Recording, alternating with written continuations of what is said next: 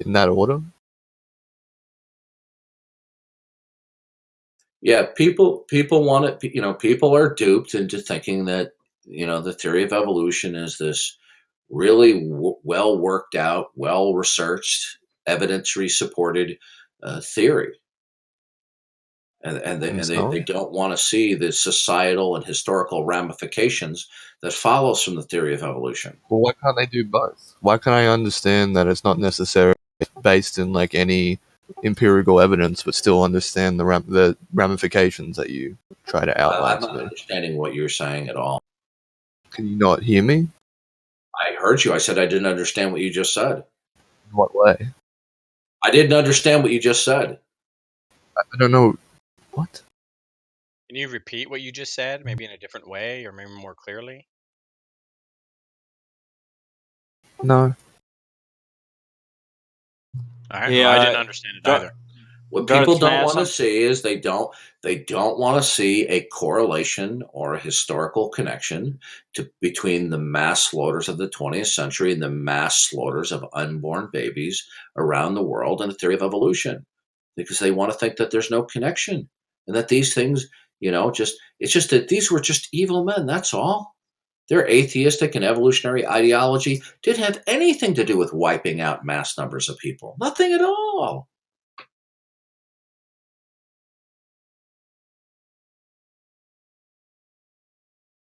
Talk about the proverbial ostrich with the head in the sand. Hey, Darth. Yeah.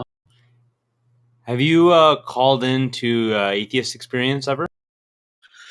I planned on doing so, but Matt Dillabloviator said that I was banned. I may try to call in sometime soon and see if I can't get in. But I've called into the sister show with the his henchmen on Talk Heathens, and that was disastrous for them.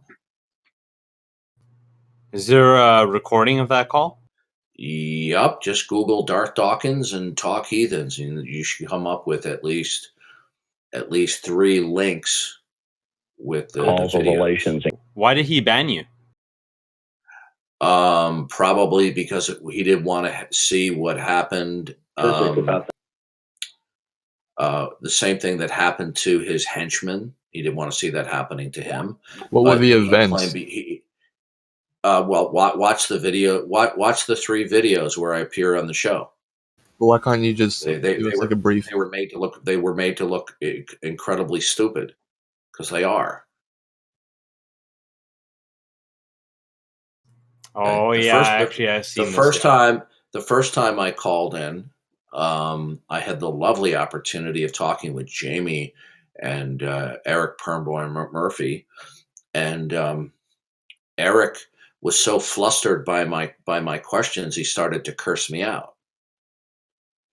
I called in another time, and I was able to speak with Mr. Westbrook from Holy Kool-Aid, who he was made to look very, very bad. Another time I called in, and Eric Pernborn Murphy, he knew it was me. In fact, I had been invited in the previous week or two to call in again, and when he knew that I was calling in, he refused to get my question out to him.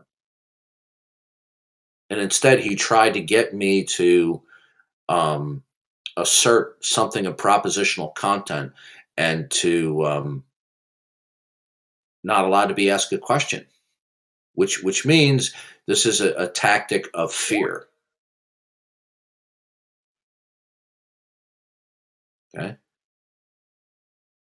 What do you think about Psy's discussion with Dillahunty? If you've ever seen those, I think Cy humiliated Matt Dillahunty, showed him for the fool that he was. He played all sorts of recordings and clips of Matt Dillahunty contradicting himself. So, if you debated Matt in a similar format, would you have done anything differently than Psy? Would I have done anything differently? Yeah. Probably not. But I don't like formal debates because people tend to just ignore what you say, and then they just deliver a pre-scripted thing. I like a conversational type of debate where I can immediately confront my interlocutor. Hmm. Because then they just don't bloviate like they're giving a community college lecture. And the one good thing that Matt Dillabloviator is he knows how to give community college lectures, but he makes many stupid statements. I do think though that the Cy Dillahunty thing that it did kind of like I know Cy gave lots and lots of clips which I listened to, and it seemed that Cy was playing some clips from before and after Dillahunty kind of like became a non-believer. What? No. Yeah, I think he did. I think No, he did. no. All of the clips were when all of the clips were when Matt Dillabloviator was an unbeliever. Okay. I may be operating under a misapprehension, but I thought that Matt called Matt him out on that. Dillahunty is not this Matt Dillahunty, otherwise known affectionately as Matt Dillabloviator. He's not really a good debater. He contradicts He's a good himself all the talker. time. He says, He "I don't think we contradicts can himself know left and anything." right. All the time. He says that all the time. I never called him a good debater, and actually, I don't think he is a good debater. But I thought that when Cy debated him, that he used clips from before and after, and I felt that was wrong. No, all of those clips are from the Atheist Experience TV show. All of them, as far as I know. Okay, I could be wrong. I apologize if I am. Yeah, listen. Matt Dillahunty has the gift for gab. That's about it. But he's not a good thinker. I mean, he says things that he doesn't even realize are incoherent. For example, approximately a year ago, he went into an absolute tirade against his mother and father because they sent him a birthday card with Bible verses on it. I mean, he actually he was absolutely hysterical, and he was claiming that he was the subject of persecution. Right? Okay. Yeah, I saw that. That's okay. I think that's too This far. This is the Prince of Atheists in the United States. This is one of their crown jewels. A guy who throws his mommy and daddy under the bus because he got a birthday card with Bible verses on it. Really?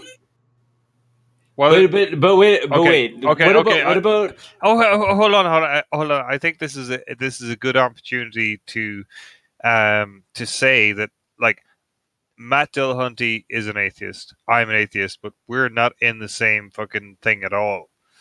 I wouldn't be. What does that mean? What that means is that the guy who's holding his parents up to some kind of religious hostage, and the guy who may or may not have had clips from Cy may have put up clips that were before and after, and whether I'm wrong, I didn't know who Matt Dillahunty was until people told me who he was. Yanis, have you been drinking tonight? Not heavily. You've been drinking tonight. Mildly. Yeah, you're not making any sense. Thank you for your time. No need to do that. But Darth, the one thing though, I kind of agree with you that it seemed like it was a little too much from him. But the one point or one line they said about we're praying to God to stop you at any cost. I mean, that seemed a bit harsh to me. So what? Well, why would you say that to your son? It's almost like you want somebody to almost kill him or something. Why? Because your son is opposing the God of the world. Okay, wait a minute. They weren't. Listen to me carefully, okay? He thinks that mommy and daddy believe in a fairy tale, okay? And they sent him a birthday card wishing him happy birthday, throwing a couple of Bible verses from another fairy tale book, and they're hoping that the fairy tale figure stops him. And he has a massive hemorrhoidal attack. and an emotional conniption fit on live TV, right? But like he's like he might be justified in it, right? It showcases like a fair amount of lack of respect for him as an individual from his parents. Look. Darth, He could- you're too funny, man.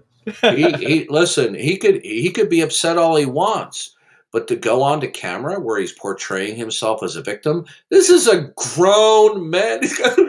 My mother and father. Of course, I'm embellishing. My mother and father are wishing God stops me at all costs, and he has to air this on TV. You would think he's actually being persecuted. He actually stated during the broadcast or the video how he's on a path of righteousness. There is no righteousness in an atheistic world. This is how delusional he is. How is lack of belief a path of righteousness? There is no right way in a world of molecules in motion.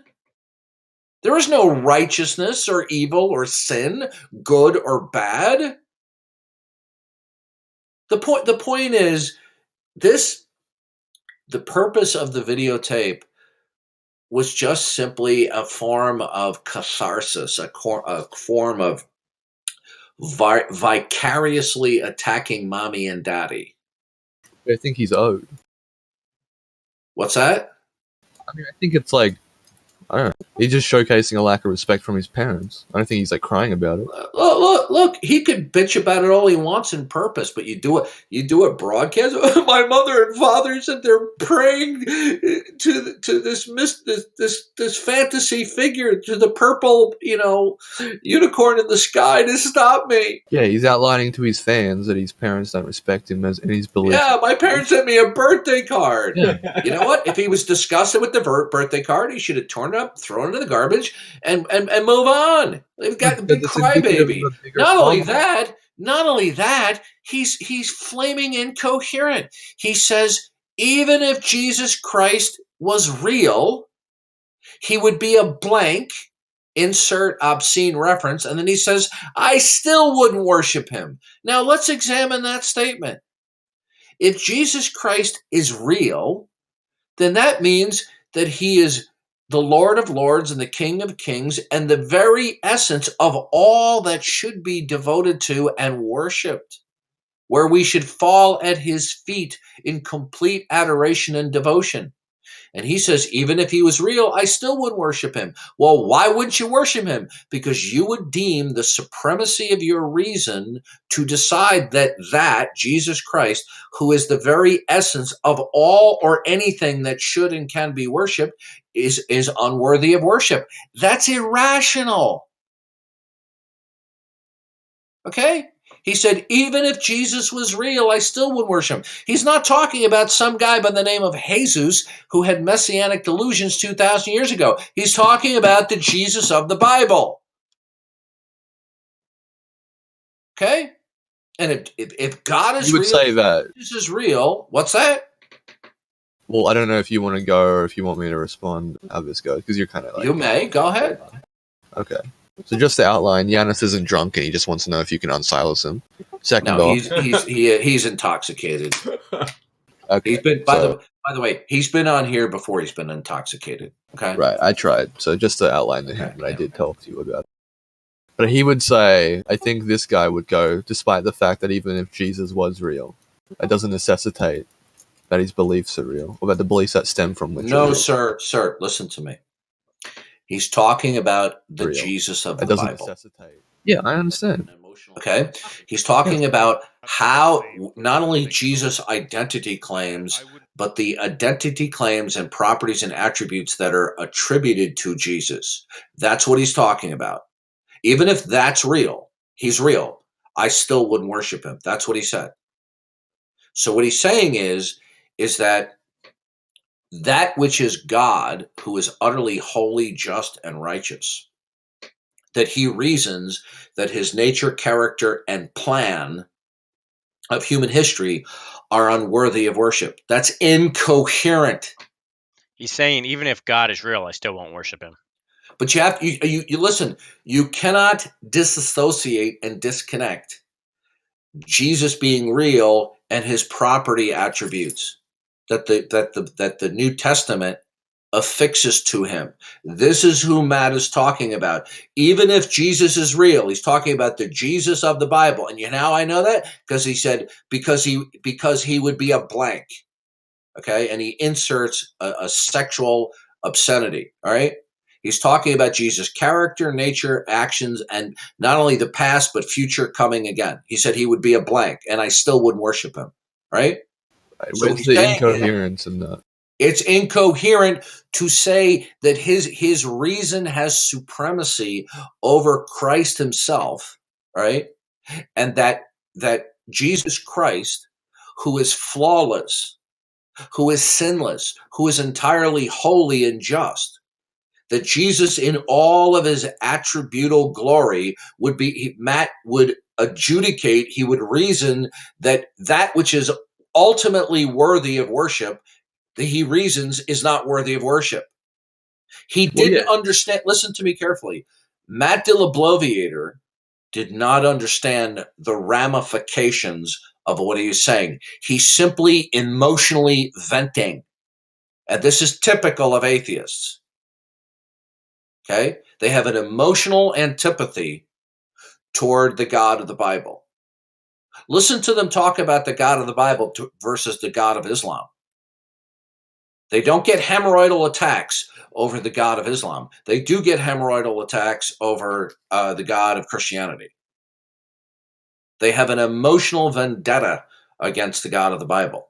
Look at all the atheist YouTube chat shows. They do all these. They do these videos all the time.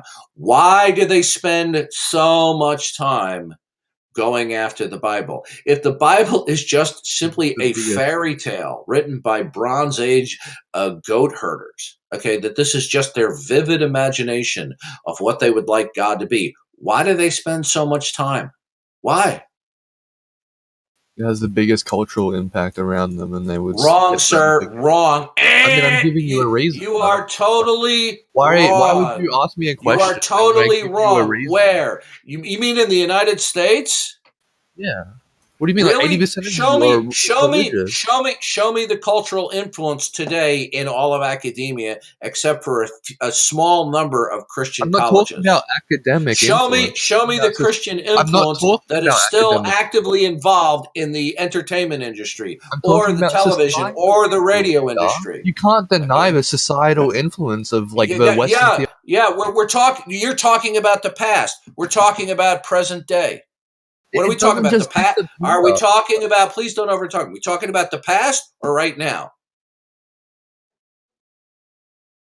No, sir. What you are oblivious to is that many of the atheists who I have monitored and observed on their YouTube chat shows and listened to them talk, and I listened to many of their YouTube shows, there is an emotional vendetta. Many of them come out of Christianity, and they have a hostility toward Christianity. Well, why? Were they tied up in chairs and beaten in Sunday school? This isn't a question. You're just gonna say something. I don't know why you wouldn't just. No, the point is many of them are driven by emotional antipathy. They hate the God of the Bible. Okay? Why do you think, for example, they'll spend an enormous amount of time maligning the God of the Bible, who they think is fictitious, like Dawkins, like Hitchens? They'll describe the worldwide flood as genocide, when the Bible makes it very clear, God makes it very clear why he flooded the earth. Was it genocidal? No.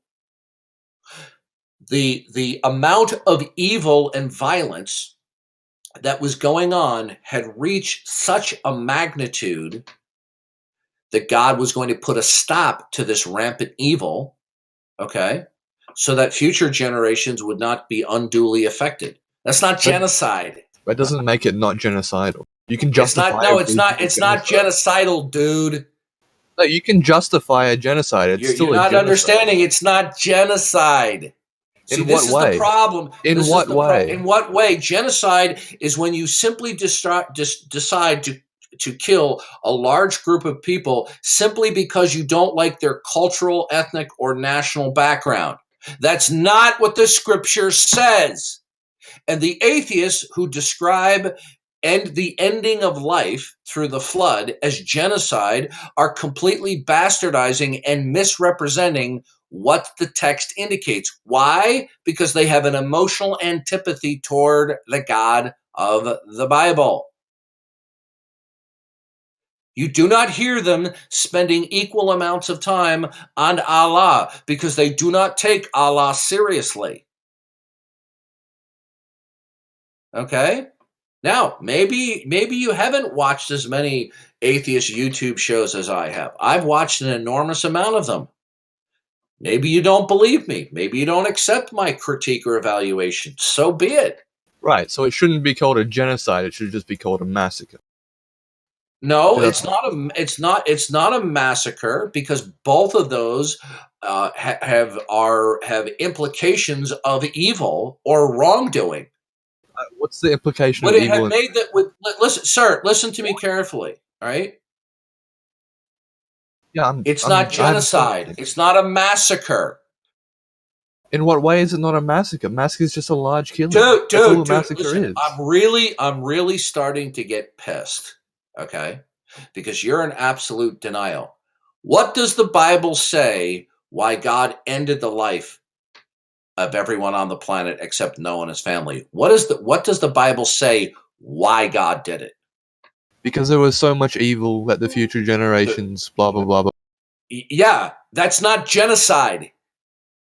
Yeah. It doesn't matter if you can justify. Okay, I don't think it's listen no, to me. hang on. I don't think it's genocide. I agree. The implications of genocide, the racial stuff, throw it out the window. I don't care. It was at the very least a massacre. No, it wasn't a No, massacre. That's you know what? a massacre is You are defined really as a an massacre, indiscriminate and brutal slaughter. yeah, Was it that's indiscriminate?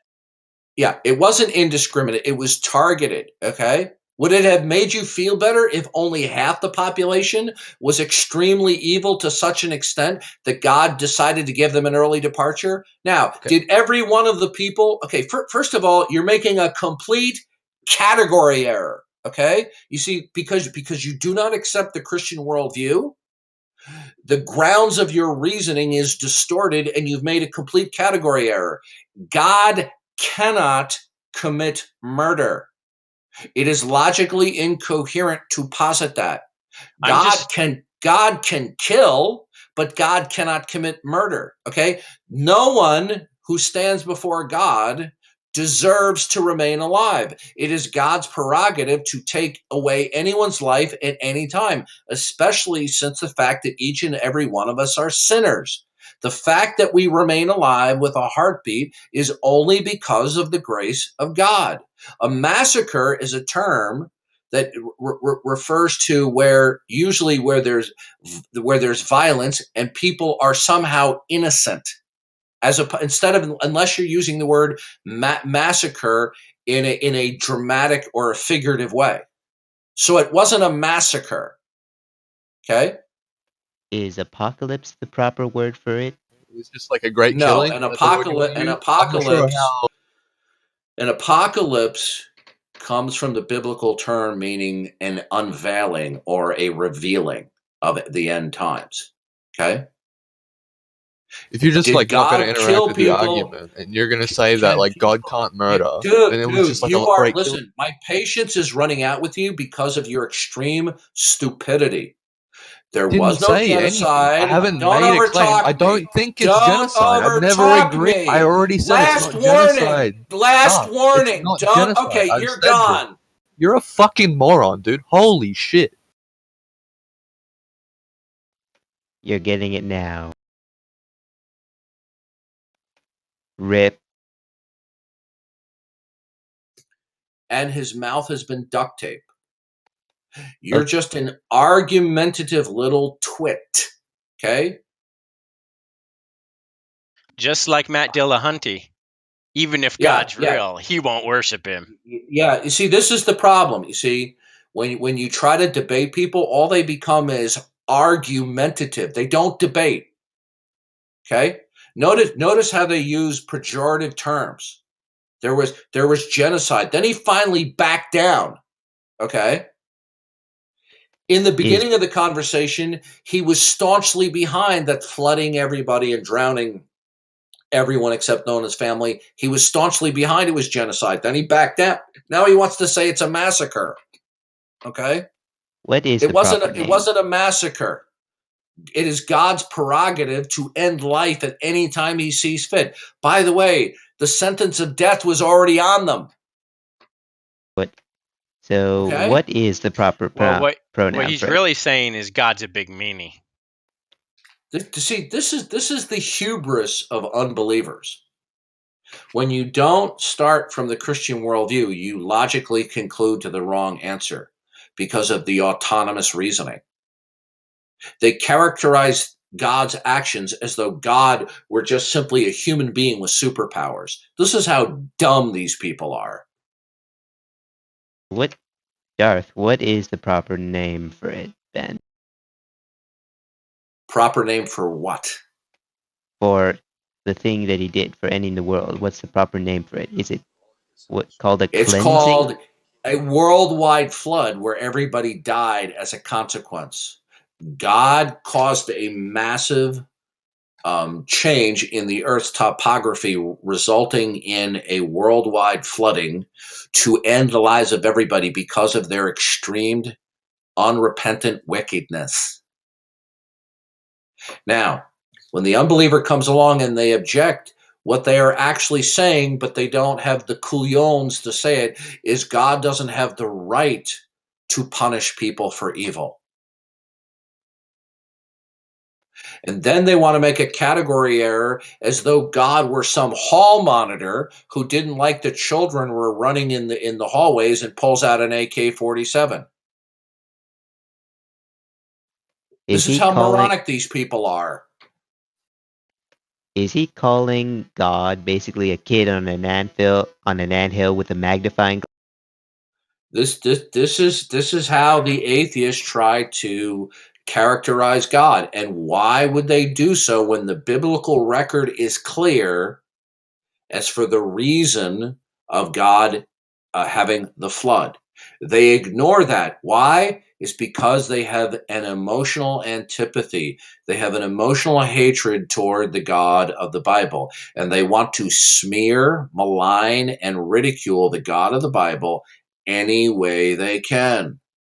This is extremely common among YouTube atheists and internet atheists. Now, are all atheists that way? Of course not. But it is all too common and all too frequent. You don't hear them talking about the God of Islam this way. Will they criticize the God of Islam? Yeah. Now, when asked, well, why do atheists on the internet and in the West devote so much time? They want to pull out the canard. Oh, well, because Christianity has such a strong cultural influence. No, it does not. What planet is he living on? Maybe historically, okay, because Western civilization is the product of a Christian worldview, but we're talking right now in the 20th and 20th century. Show me how much Christian influence there is in academia in the West, in the United States, on the college campuses and universities, unless it's a strictly Christian college or university. Okay? I have a question. Sure. What do you define Satanists as? Anyone who has not repented and bowed the knee to Jesus Christ. Okay. Do Satanists worship evil? Yeah, if you don't worship God, you worship evil. But what if you don't worship anyone at all? It's like a middle ground. That's insane. So you're saying there is no middle ground? No, there is no middle ground. There is no neutrality. You cannot be neutral toward God. Okay. Do you know why you would think that way? Think what? That you can be neutral toward God. Well, yes, tell me why. Because you're living Because a you're lot actually the same. because you're actually don't overtalk me, please. It's because you're actually hostile toward God. People who are hostile toward God's sovereignty and providence do not want to give God his rightful place. So they make up excuses like they're neutral or God doesn't exist. There is no neutrality toward God. You either affirm God or you deny God. There's no middle ground. Hold on a second. Now, this is very unpleasant. This is very shocking for people to hear. Even professional philosophers will think that I'm a crackpot. But they are human beings too. They put on their pants one leg at a time, and they're not infallible. The reason why they think that one can be neutral toward God is because they have a misconception of God. They are thinking of God as the supreme being and not the ultimacy of reality. Can you be neutral toward whatever is ultimate? No, you can't. You cannot be neutral toward what is ultimate in existence. You will either affirm it or deny it. Okay? If God were simply an unembodied mind who had unimaginable mental acquisition and powers, and he was the cosmic hall monitor, and we call that the supreme being, you could be neutral toward that because that God would not be absolute and ultimate. He would just simply be supreme, but not ultimate. But you cannot be neutral toward God as the ultimacy of reality. Okay, so does God have, this is a derail, but does God have a name? Because I heard from someone else that his name is Yahuwah, and people call on to that.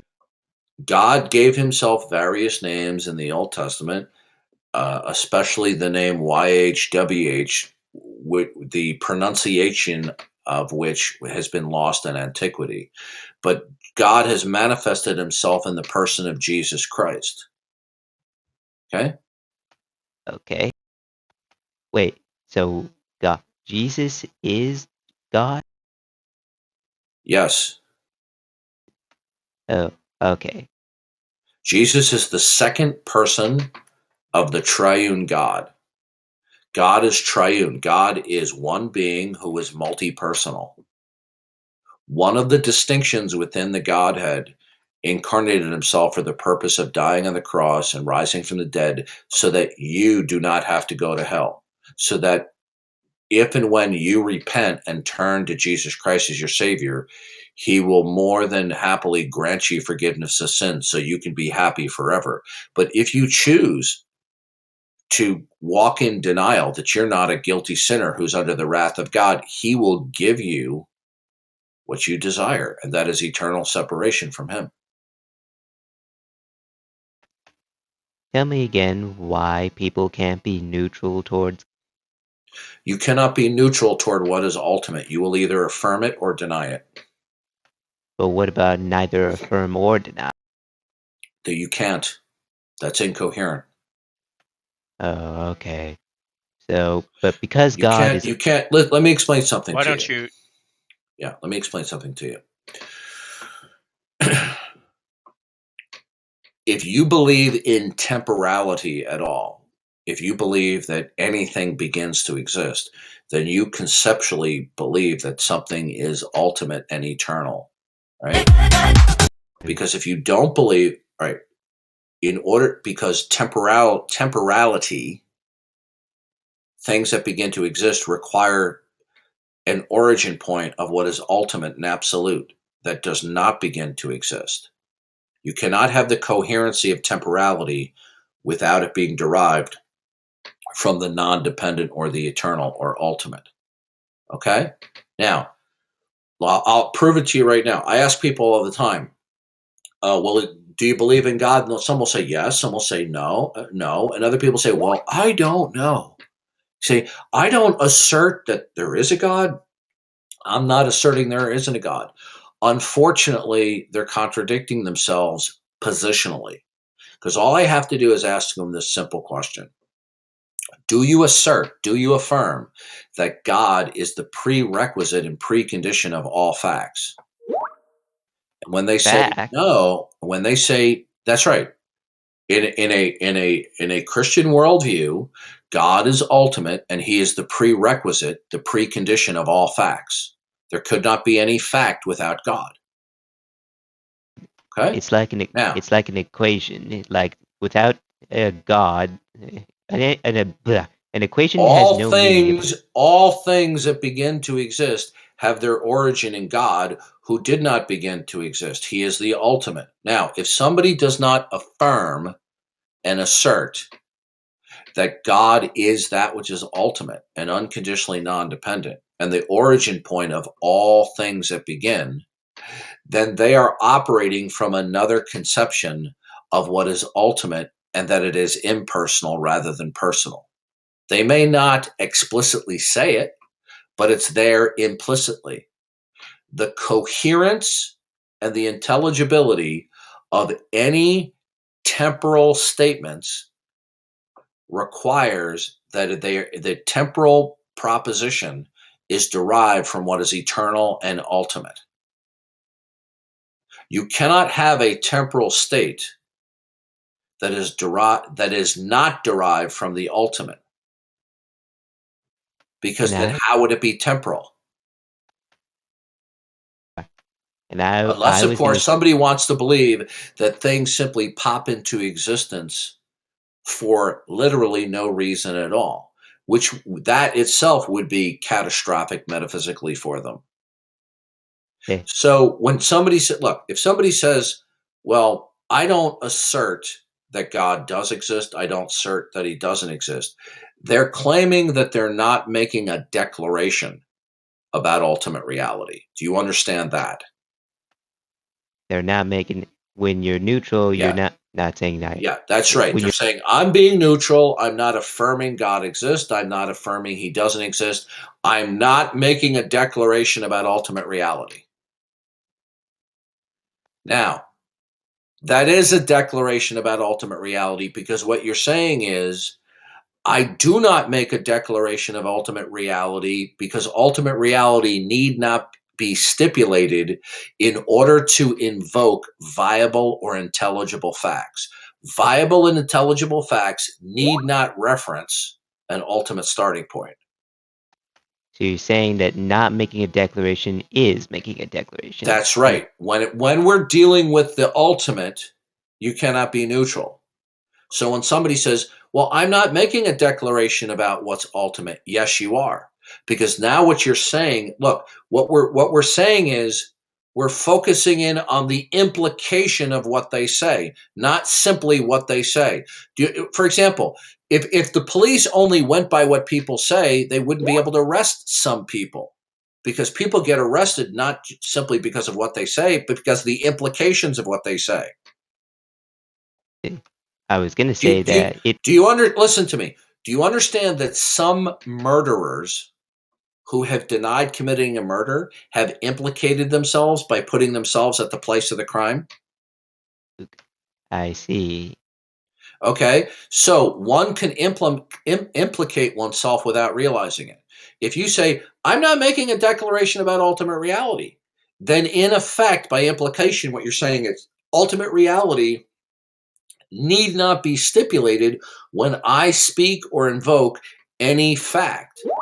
The fact need not reference an ultimate starting point. Well, that's a statement about ultimate reality.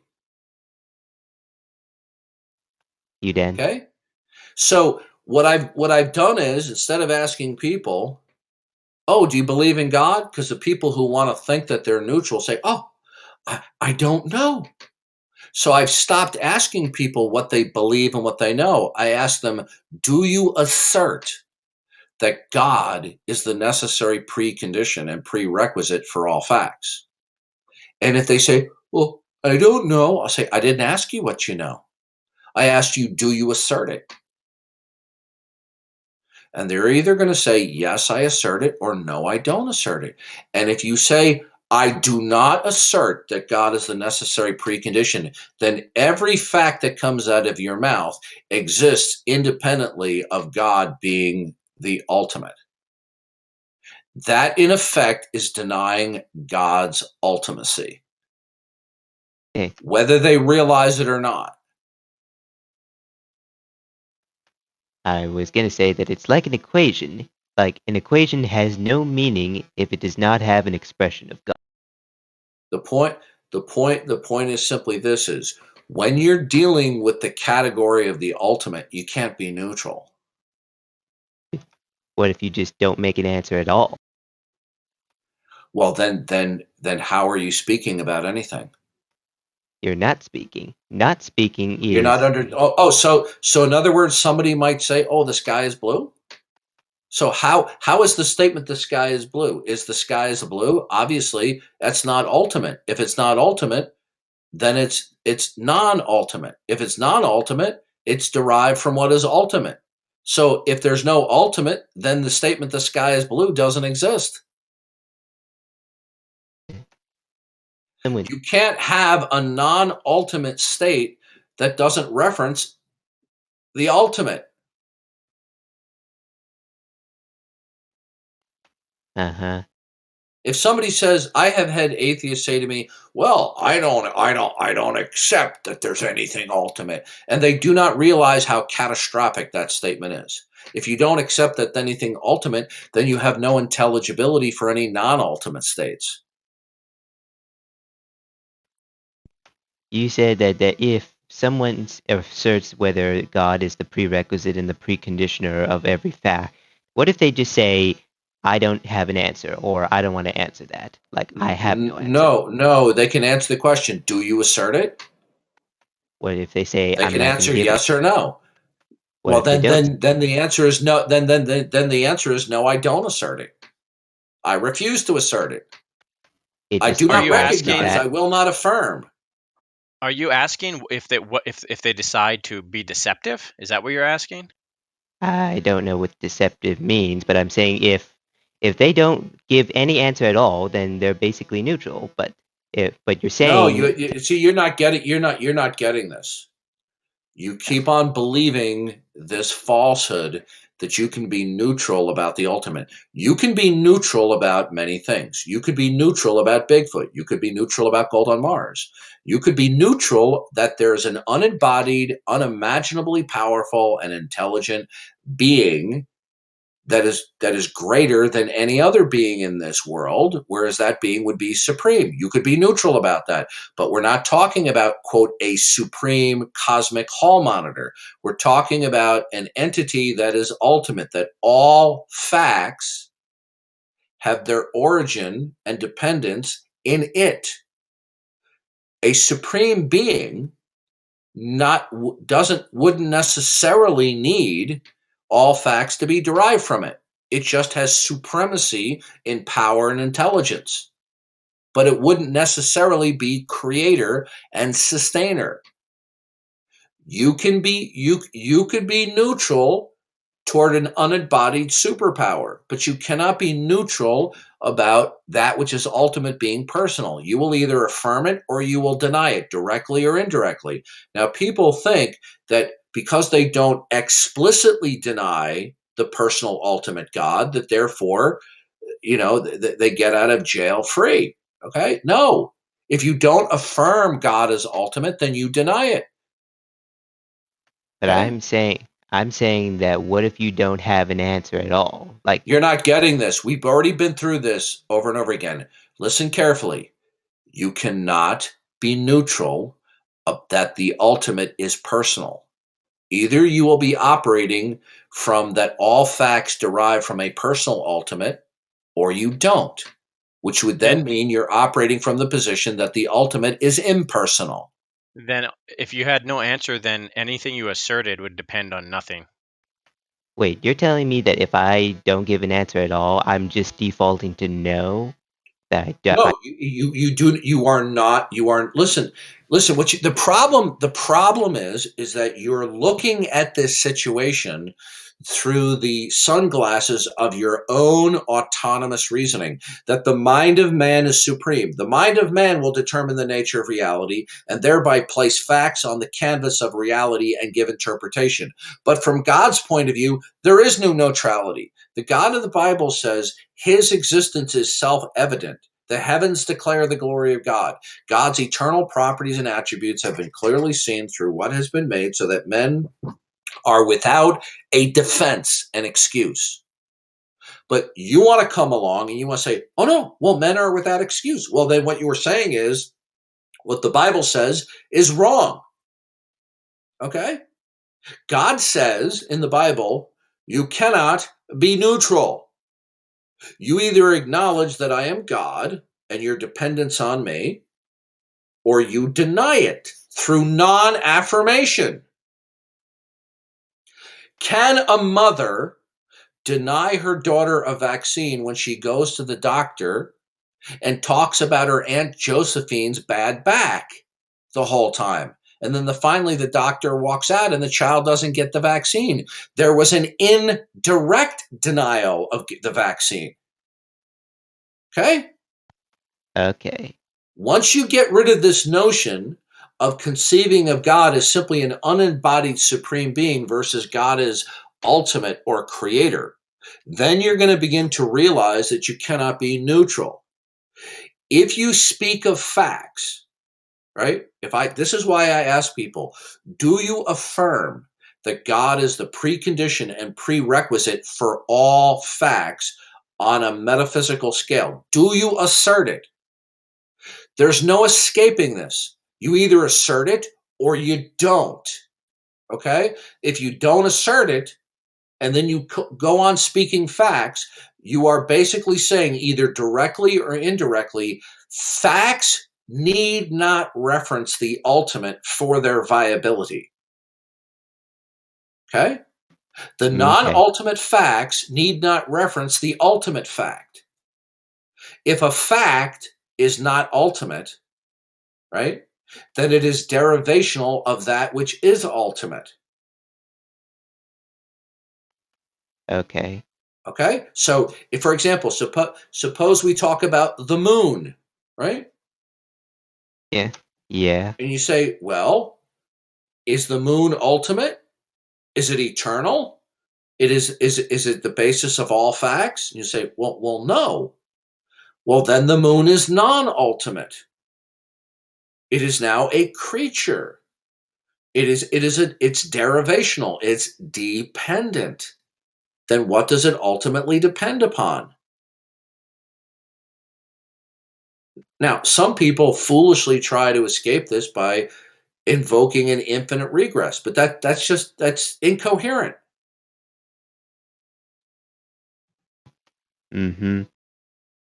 Now, when they'll say, well, I don't know what's ultimate, say, but you do realize that if we're going to have a temporal state, there has to be an eternal basis for that. Once you acknowledge that an entity or a state of affairs is not ultimate, then it necessitates for its existence an ultimate state that is unconditionally non-dependent and absolute. Now, what people conceive of as ultimate is just, well, there's just the stuff of the universe. It's just there. Okay, they just take for granted the stuff of the universe is there. See, even scientists do this with their Big Bang cosmology. They just go, oh, well, there was a singularity. All they're just simply talking about is all the stuff of the universe just all squeezed into one tiny little infinitely dense little ball. That stuff is there. You can't be neutral toward God. Boring. Who is that? That was what we call a troll. Okay. You can't be neutral toward God. But let People, me ask you. listen to me. Only a human mind that is operating under the principle of autonomous reasoning would spout that they're neutral. Why? Because they've already decided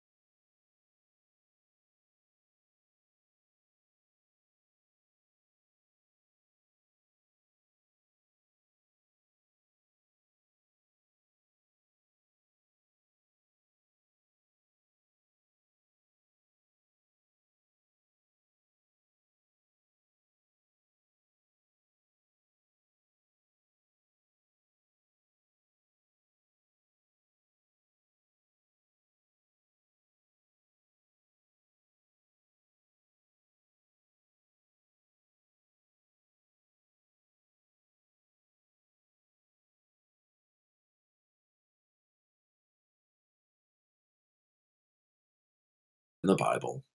It's like that atheist cliche that the I'm Old not Testament God was angry and wrathful, and the New Testament God is all about love, and he's a hippie. This is just stupid.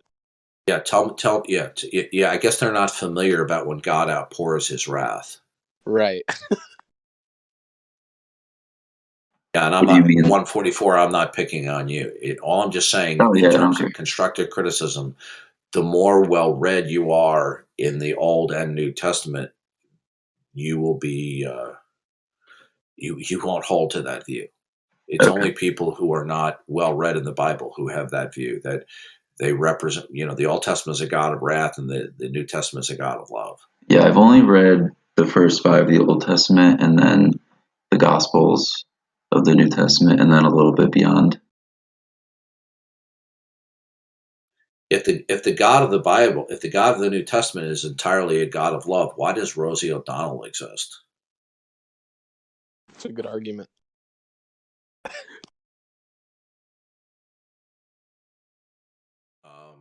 Darth, have you read any have you heard of Dr. Jason Lyle? If the God of the Bible, if the God of the New Testament is entirely a God of love, why does Rosie O'Donnell exist?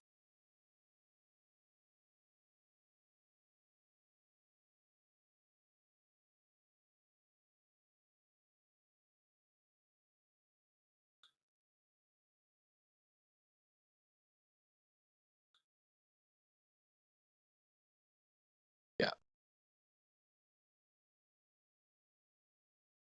Hey Darth, what do you think of the bombing? You mean the Iranian general? Yeah. I'm like a child on Christmas morning. I love it. I always enjoy it when very, very bad people meet their maker. He was a very as the character said in Seinfeld, he was a very bad man. Would someone like that go to heaven? No. Because he was unrepentant. By the way, George H.W. Bush should have killed him. Barack Obama should have killed him. The Israelis, according to reports, were going to kill the bastard 3 years ago, but Obama informed the Iranians that the Israelis were closely monitoring his location, according to these news reports, indicating to the Iranians that he was about to be assassinated by the Israelis. So Obama informed a mass murdering psychopath, this general, okay, so that he could live another day to kill more. This is a guy who has the blood of well over 600 American soldiers, plus the blood of all the other thousands of people that he has been responsible for killing. Okay, and Obama protected this guy from being removed from the face of this earth by the Israelis.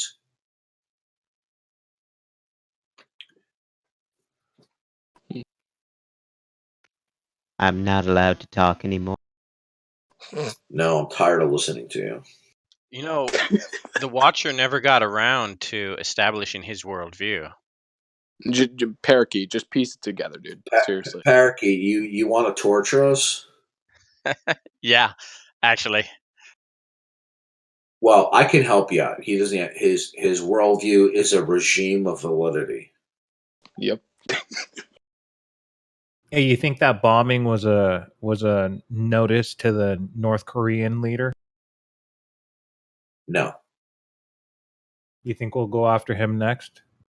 No. There's no need to. North Korea has been saber rattling since the 1950s. There's no need to take him out. There was a need.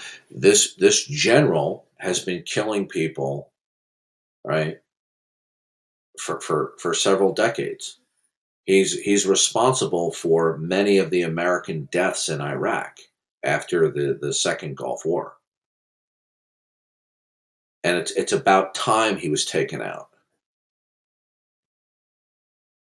There was more justification of snuffing this guy out, the mass murderer that he was, than Osama bin Laden. He was the number 2 in command in Iran. You are aware that Iran is the largest state sponsor of terrorism around the world? Are you aware of that? If you look at the proximity between Iran and like Afghanistan, now we'll be right there if we have to go in there. It's kind of crazy. Yeah, to show you the difference between Obama and Trump. Obama was the first female president. Donald Trump is a masculine president, and he did what needed to be done to snuff out a very evil person. What did Obama do? He gave them literally boatloads of cash just so he could get a signed piece of paper. This is what a scumbag Obama is.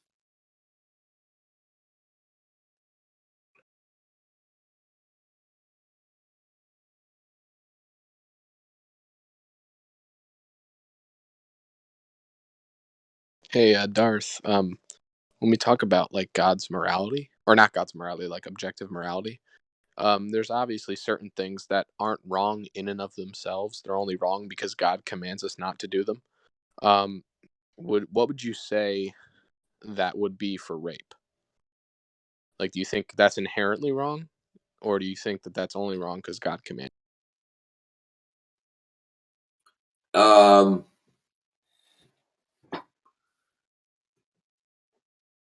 Rape would be a form of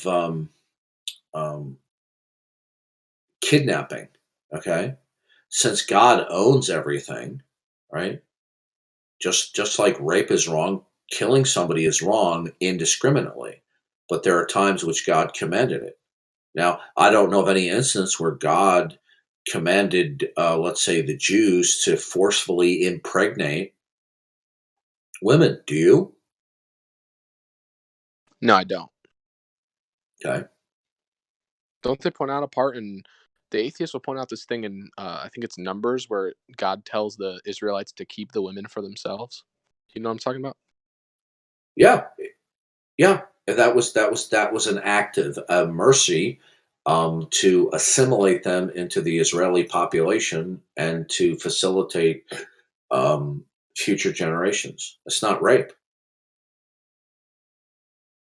What the atheists want to do is they want to impugn the God of the Bible any way they can. They're sick people.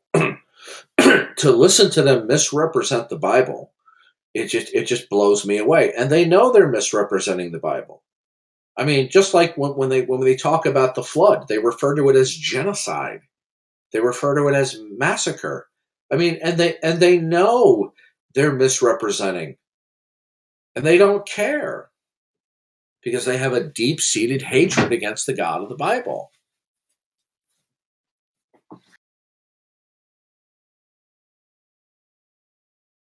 Take a look at the Prince of Atheists in the United States, Matt Dillabloviator. He has a deep-seated hatred toward Jesus Christ. You can see it in his video and his hemorrhoid-inflicted diatribe against mommy and daddy in the birthday card.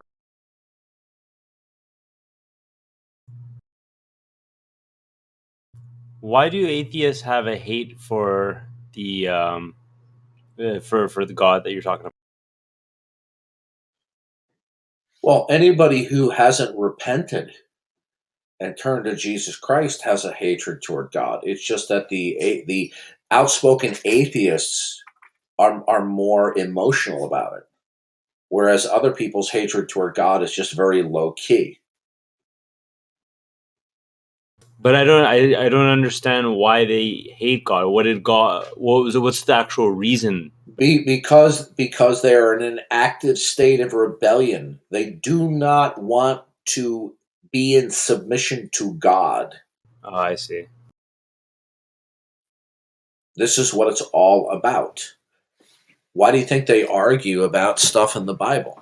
Because they want their reason to be ultimate and supreme. They do not want to have their reasoning submitting to the mind of God.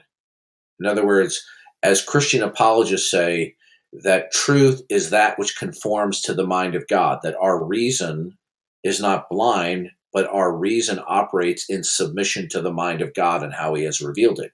The atheist, on the other hand, wants to hold to the position of the supremacy and ultimacy of human reason. How so?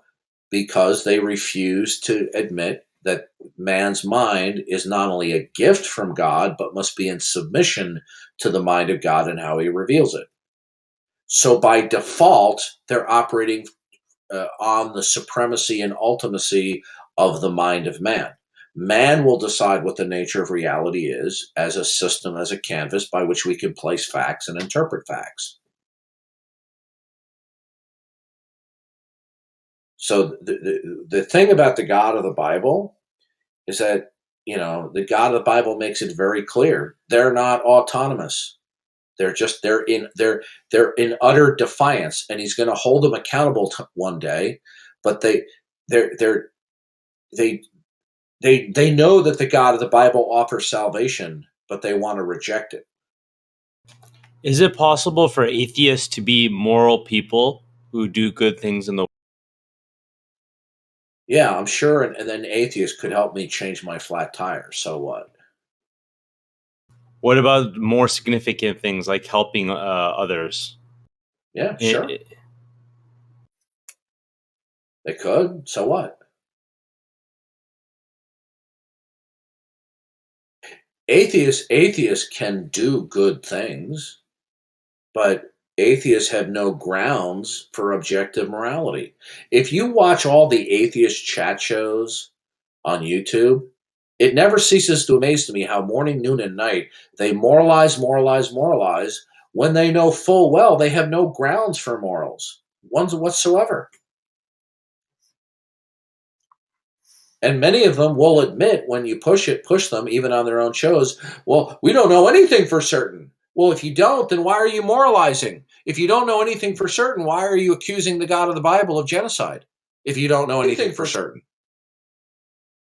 Matt Dillabloviator says he doesn't know anything absolutely for certain, but he knows something for certain that Jesus is insert derogatory sexual obscene remark. He knows that. Why are you even saying you don't know anything for certain if you don't know anything for certain? Yeah.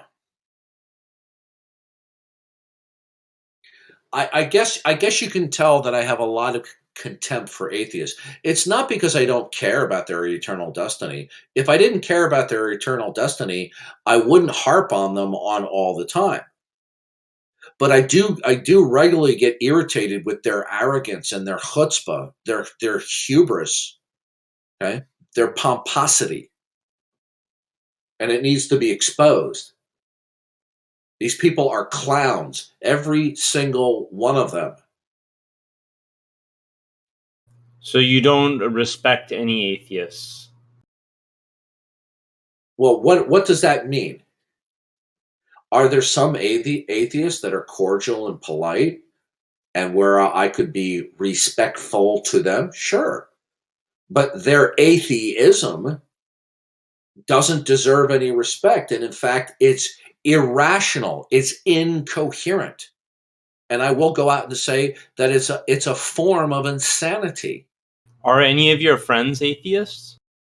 I have no close personal friends that are atheists. All of my close personal friends believe in God, and I do not even have any close personal relatives that I know of that are atheists. And if I did, I'm sure that I would be very polite. And I'm sure that if we had conversation, it wouldn't end in verbal fisticuffs like it does on Discord, because this is a different type of situation. But I just get disgusted every day with the arrogance of atheists.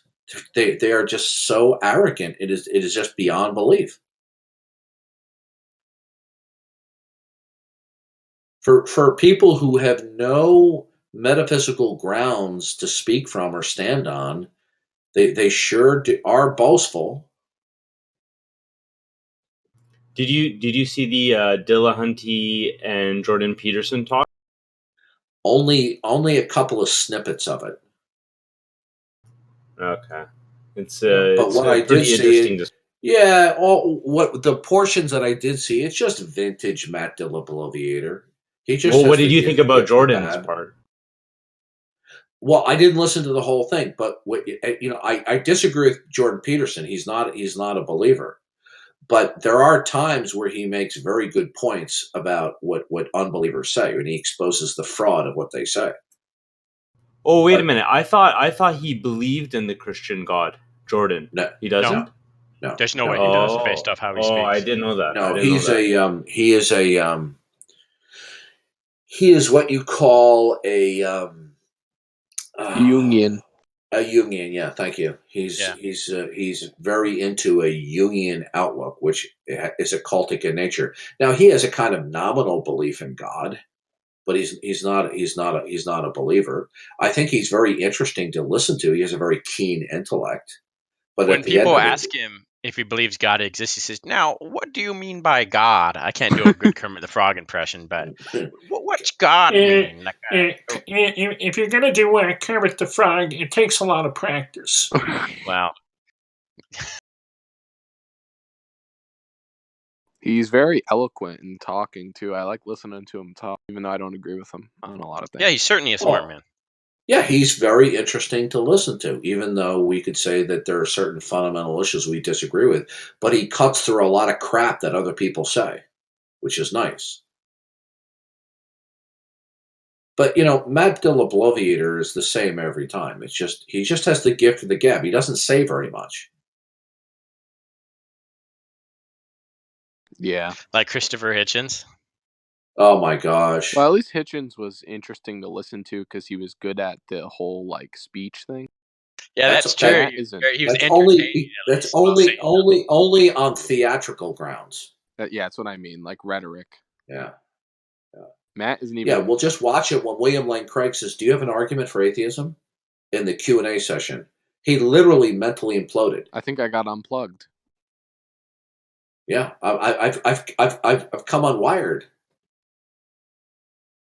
Is that the one, or is it a different one where Craig asks him something? Maybe it was that question, and he starts saying, "Well, now the guy who invented the word agnosticism," and I dislike him, and he starts talking about the history. He was bloviating and segueing because he didn't know what to say. So what he resorted to were one Was of his that previous time? scripts. Was Yes. that Yep. time? That's it. Oh, that was before he. Yeah, he starts talking about Huxley being a Darwin's bulldog. Mm-hmm. He says atheism is not a position; it's a position that another position is not true. Earth to Hitchens, that's a position. Yeah, it's called a negation.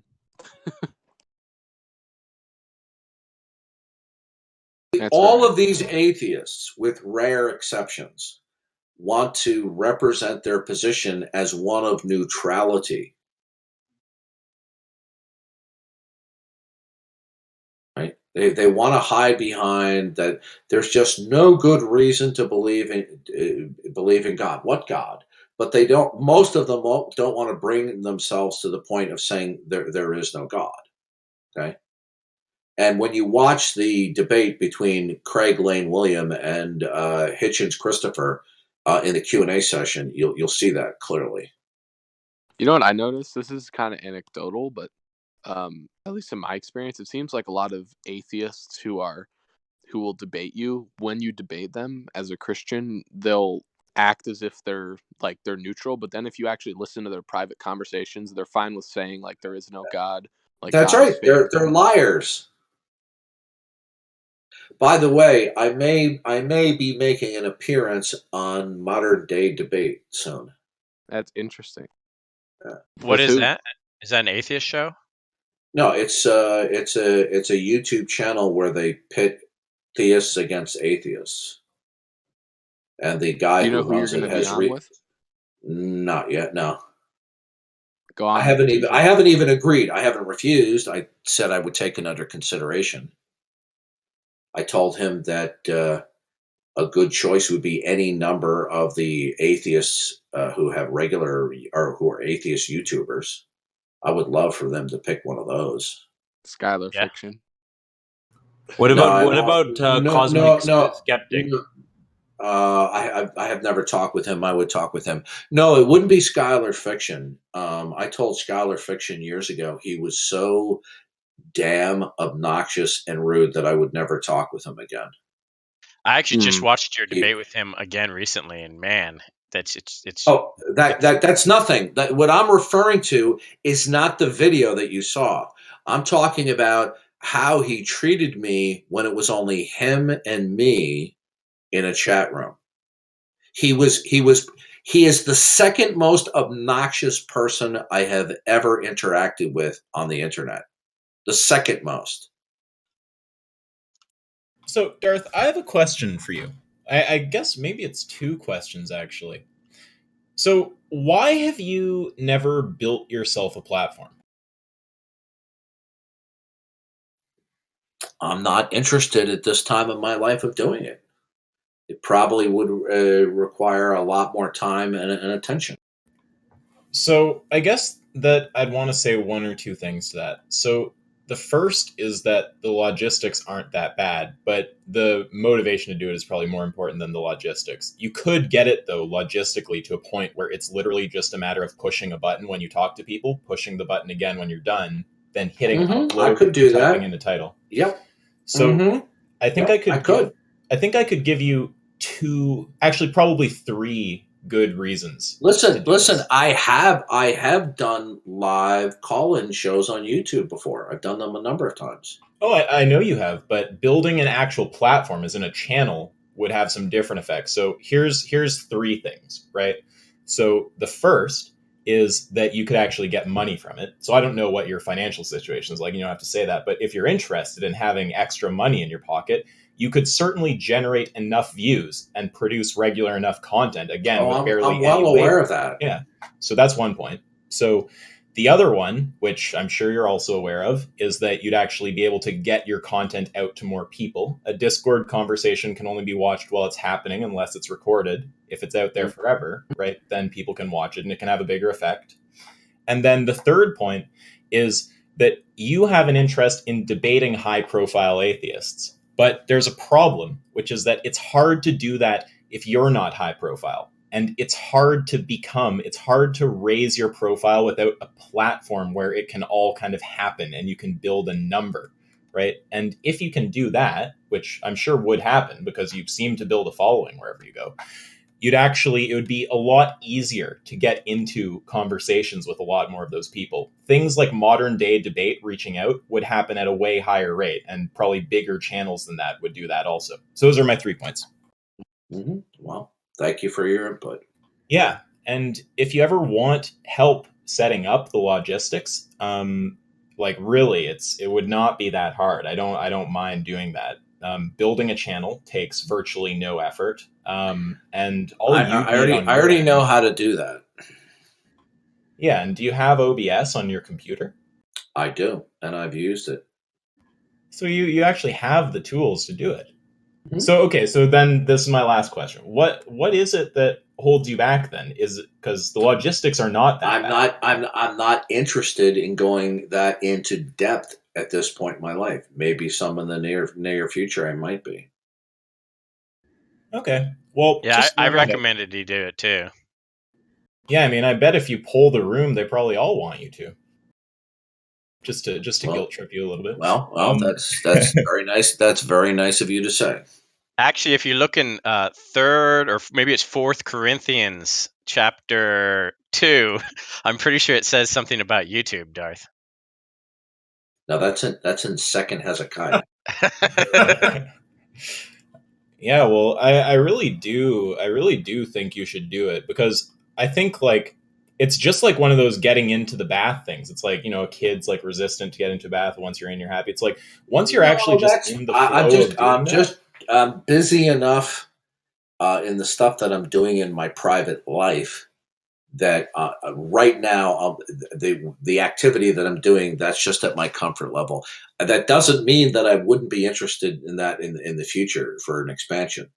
Fair enough. I mean, I'm not that old. What we'll do is all of us will just steadily increase the pressure on you, Darth. Just like casual mentions continuously. Yeah, come on, Okay. Darth. You can be like Darth, Mr. come on, Batman. Darth. See, the good thing about Is that true, sir? Did you identify that? one of the good things from a creator perspective about your content, though, also is that it appeals to atheists. Like, I mean, they hate you, but they love watching it nonetheless. No, wash your mouth out with soap. That's not true. Well, Atheists don't hate me. No. No, I don't mean they categorically hate you. Some hate you, though, for sure. They have a very polarized reaction to you. No. Saying ain't so. I will say whoever made that Darth holiday jingle has very mixed feelings. It's pretty funny. I mean, Yeah, that shit made me that's laugh. what I'm saying. I'm not sure if that person dislikes him or likes him. Darth, I what's mean, funny about I that even jingle? the funny thing is, I even have a cult that follows me around on the internet. Yeah, and on YouTube, there's a block function on there too. You have extremely but, I mean, dedicated fanboys.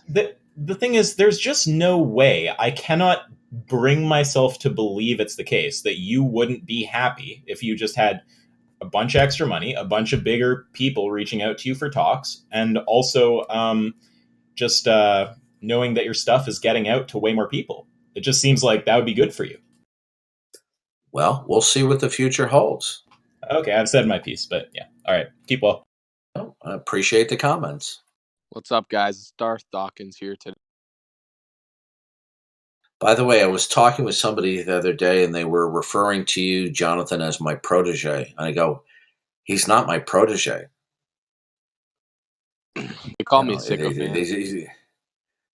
Yeah, I mean, because you call into the atheist experience, and I'm somehow because you start reasoning from a transcendental point of view. They say you're my protege. It's like, you don't know. I go, dude, you don't know what you're talking about. Yeah. I said, I don't spend any time, in tutelage with Jonathan. Okay, I have interactions with him, but just like I have interactions with many other people. Yeah, that's Tonlock. Tonlock's your protege. Oh yeah, right.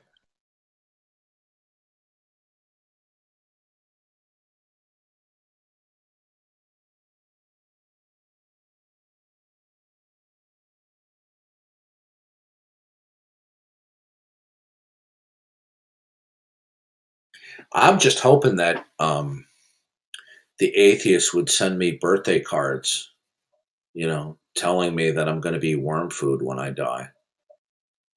Ask yourself. It does have a valid point. I mean, you're unique.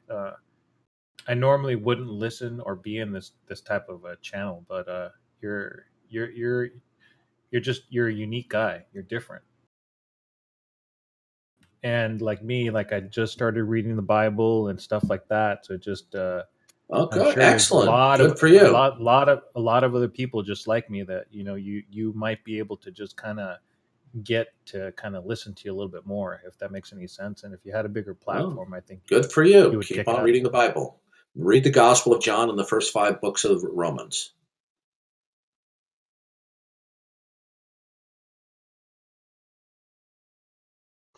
Darth Dawkins here. Can everybody hear me? Hello, is this working? Today we're heading into a hive of atheist scum. Atheist scum. There's We're actually gonna sit rebels. silently at first. We're gonna mute our mic. We're just gonna sit silently and listen. We're gonna listen to them in their natural habitat. Yeah. The atheist vermin. Day 3, I mean, they still haven't realized. maybe my hostility toward atheists is just overblown. I mean, it's not like atheists have slaughtered millions of people in the last century. Oh, that's right, they did.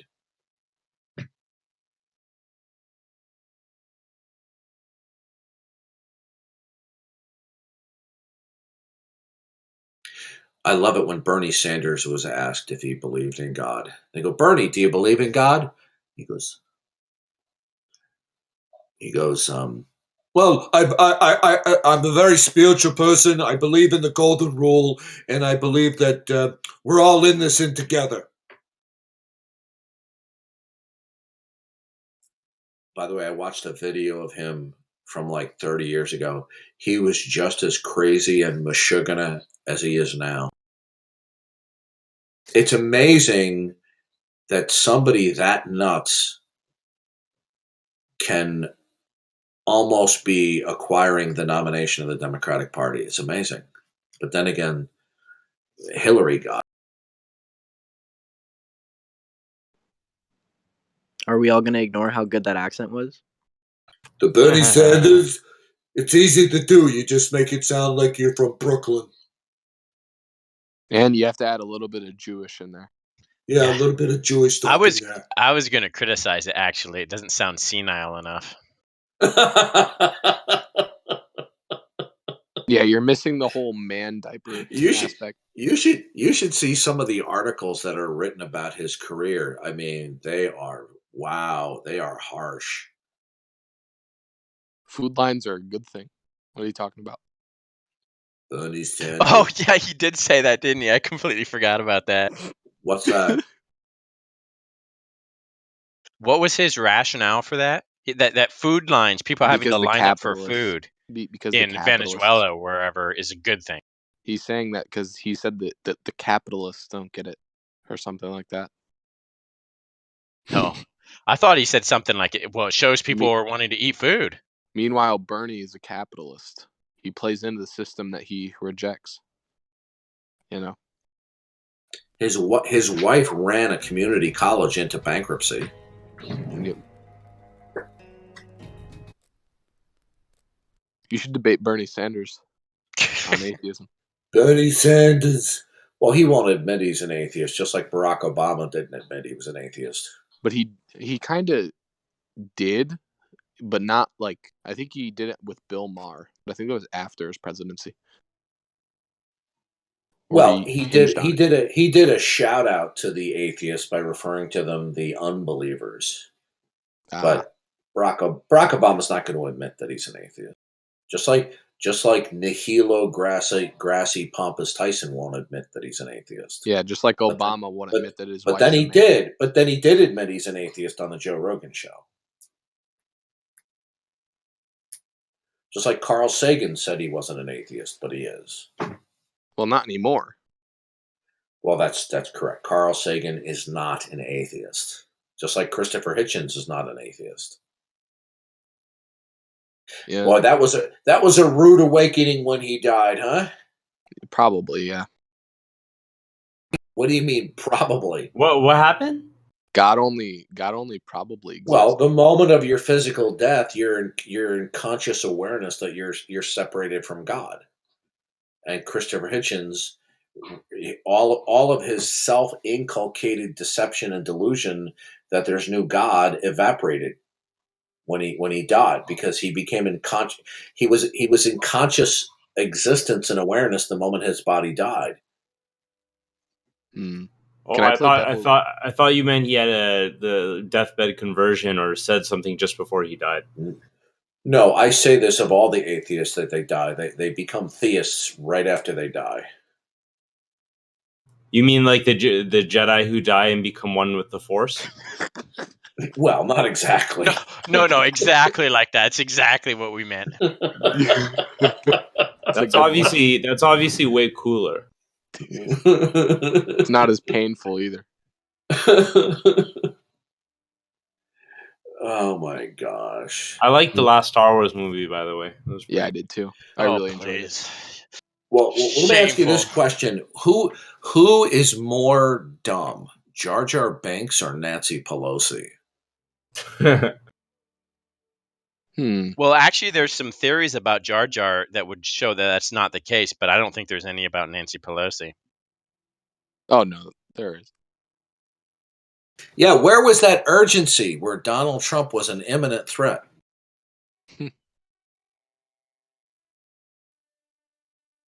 Well, at least Jar Jar's a Sith Lord, you know.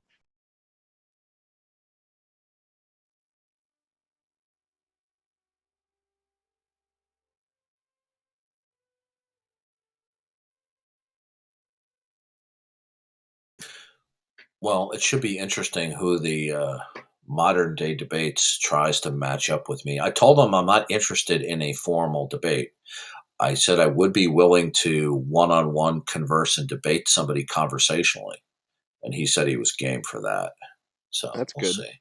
I actually have a good He gave me opponent for some you. guy. He gave it. He proposed a name somebody I've never heard of, but and I I have said, someone. yeah, well, any number of the regular atheist YouTubers. I think I have a good one for you, Darth. Very intelligent. Oh yeah. Atheist. Yeah, his name is Who? Agnostic One. You ever heard of him? Oh please.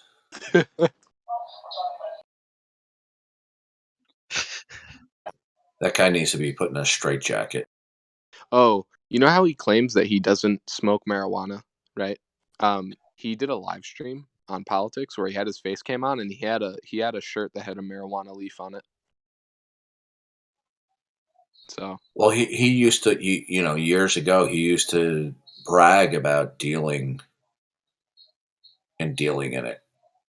And he would, regularly, cock his automatic pistol, on the microphone. yeah, he's a creep. Yeah, I first encountered him on Pal Talk. He was a wild one then, and he still is. He's What not about that smart. What about Mode for Truth? Did you meet him on Pal Talk too, around that same? No, I only encountered him here. Well, Really? when is this debate going to take place? I don't know. I haven't even necessarily agreed to it. He said, "Would I be open to it?" And I said, "Yeah, I'm open to it." Well, I mean, is But it can I is it going to be weeks, months, years? How long ago? How long away? How long is this? if it Are you does take speculating place, this? maybe in a week. All right. There's no firm Good. deadline. He made a brief suggestion, and I told him any number of the atheist YouTubers would be interesting. Good. You should do it. Yeah, we'll see. I just don't like the formal time debates because people ignore what you say. I can't Yeah, tell you how many times I've done time debates and people just simply ignore and then mischaracterize what I say, and then only at the tail end do you have Q&A, and then people run out the clock. And by the way, I've seen it in formal debates as well. Look at what Hitchens Christopher did with Craig William Lane in that debate. He tried to run out the clock. So you like it conversational style, but you don't mind if it's timed, like 1 minute back and forth, just as long as you can go back and forth. Then. Well, not that it's strict. I don't mind that there's moderation, but I just find that the overwhelming number of my interlocutors they tend to be evasive and deceptive. That's why I like to be able to confront somebody right away.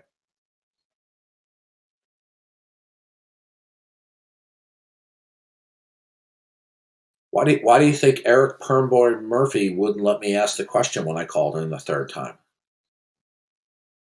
So they don't like being questioned. They want to put God in the dock. They want to put God under the spotlight, but they don't want their atheistic outlook to be put under the spotlight.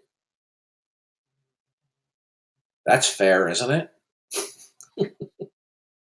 And when you put them on the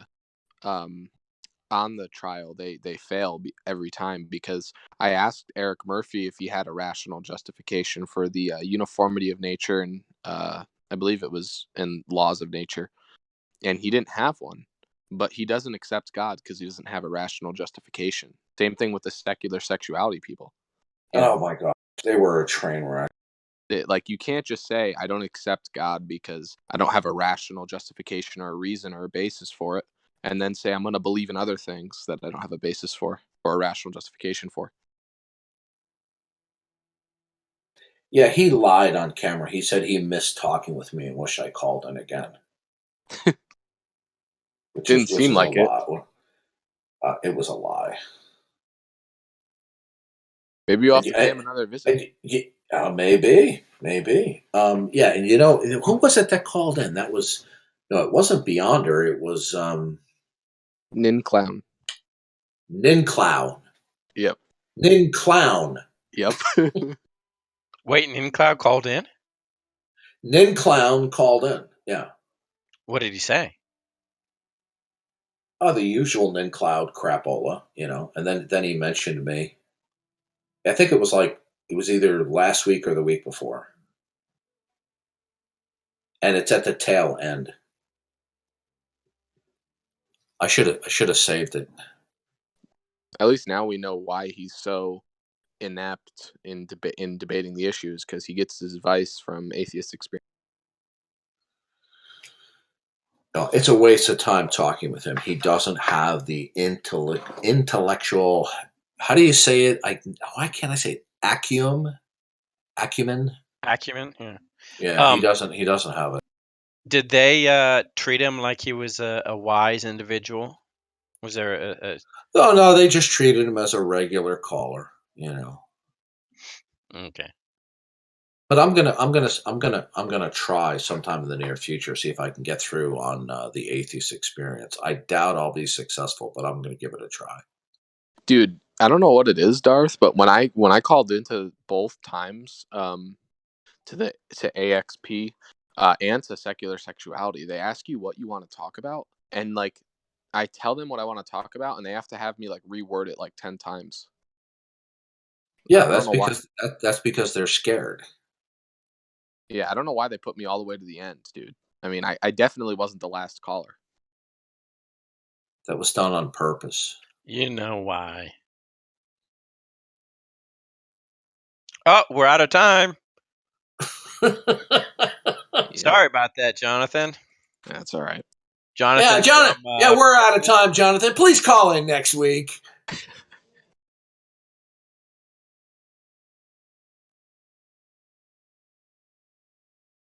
My favorite line was from Eric Permboy Murphy when he said, "Why don't I use my real name?" I said, "Why? Because I have a lot of stalkers." And he goes, "Well, why don't we just try to make the world a better place?" I agree. He should convert to Christianity. Yeah. I just watched a video of repent. I just watched a video of Eric Permboy Murphy doing a denunciation of the Ark encounter. That was a real doozy. When the Ark encounter was almost completed or about to open, the atheists went out there and protested. It's amazing how they have so much time trying to denounce fairy tales.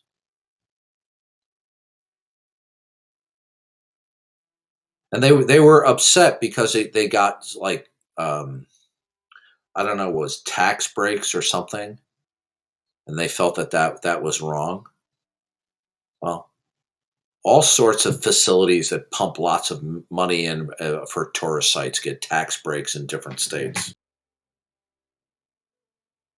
Yeah, I don't get it either.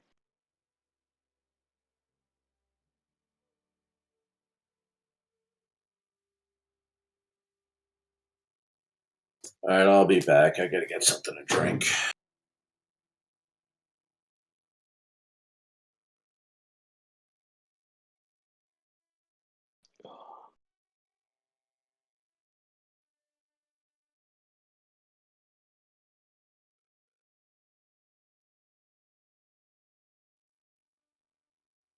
Was there a debate going on? No. There wasn't. Are you stepping up? Or did you just want to come see the fireworks? I like the show. I don't know. Did Darth say he's coming back? I was AFK for a second, guys. Yeah, he said he'd be right back. Well, he always Yeah, says that, and then he just never comes back sometimes. Yeah. It depends on what he went to go drink. He doesn't drink alcohol. I was just suggesting he wasn't implying alcohol. Depends on if he's gonna go eat the medium pizza or the extra large one. I think I might try to play devil's advocate with him on something he said. Oh yeah, what do you say? About separation from God. I wonder how he would respond to this point I have. I don't really have Um, it. It's not my point. It's like just a point that I thought of.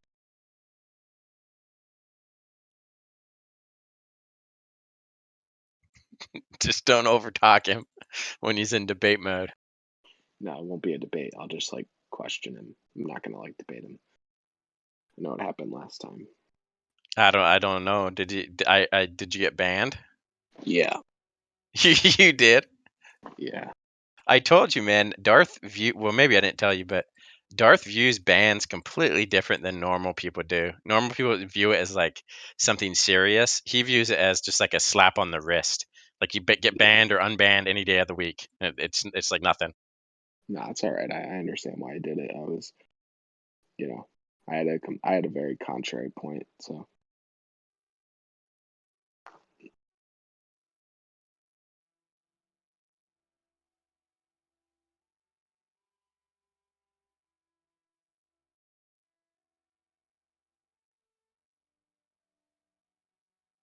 All right. Well, I'll see you guys. If there's a debate or something, I might be back. But later.